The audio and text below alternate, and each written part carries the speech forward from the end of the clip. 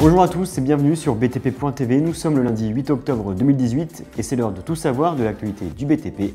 Tout de suite, on passe au titre. Les entreprises du BTP réagissent suite aux récentes annonces du gouvernement.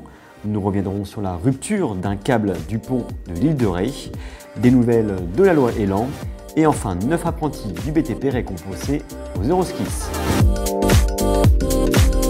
Les professionnels du BTP sont en colère suite aux récentes annonces du gouvernement.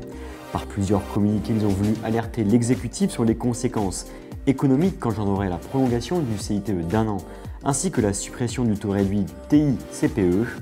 Selon eux, l'activité pourrait en souffrir, comme l'a indiqué d'ailleurs la FFB, l'UNICEM, la FNTP et la CAPEB.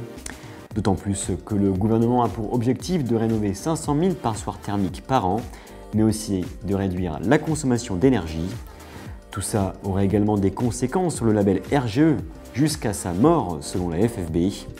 Les organisations ont toutes formulé des propositions à retrouver sur chacun de leurs sites. Bref, le gouvernement est au courant, reste aux fédérations à le convaincre. Un des 12 câbles de précontrainte du pont de l'île de Ré a cédé il y a quelques semaines. Un problème de corrosion dû à une injection mal placée de mousse de polyuréthane avait été avancé. Contacté par Bâti Actu, Christian Tridon, président du Stress, nous explique que la vérité est ailleurs. Pour lui, la mousse de polyuréthane n'est pas le point clé de la rupture. Le CEREMA est en train d'étudier les différentes possibilités, mais également pour faire le point sur l'état des autres câbles. Et pour l'expert, le remplacement du câble défaillant peut se faire assez rapidement. On n'a jamais été aussi près d'adopter le projet de loi Elan. L'Assemblée nationale vient de valider définitivement le dernier texte issu de la commission mixte paritaire. Ce projet reste encore vivement critiqué par le secteur et surtout par les architectes, les TPE-PME, mais aussi les handicapés. Le texte a été adopté par 129 voix pour et 72 contre. Reste maintenant au Sénat de le valider par un dernier vote programmé le 16 octobre prochain. L'opposition, elle, voit ce projet comme un recul pour le logement.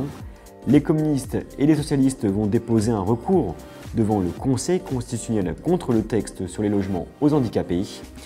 Pour rappel, la version prévoit que 20% des logements neufs devront être accessibles, le reste devra être adaptable. On n'a pas fini d'entendre parler de ce texte de projet de loi Elan. Les Olympiades des métiers pour l'Europe se sont déroulées fin septembre à Budapest.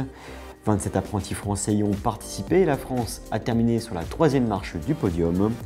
Pour le BTP, 9 jeunes Français ont décroché une médaille, une en or, 2 en argent, 3 en bronze et 3 médailles d'excellence. Tous les noms et les spécialisations sont à retrouver sur le site www.euroskills2018.com.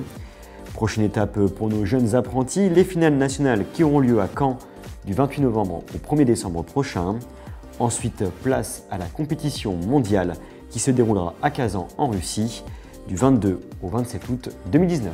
C'est tout pour cette semaine en ce qui concerne l'info du BTP. Prochain rendez-vous lundi avec toujours plus d'actualités dans le bâtiment et les travaux publics. Bonne semaine à tous.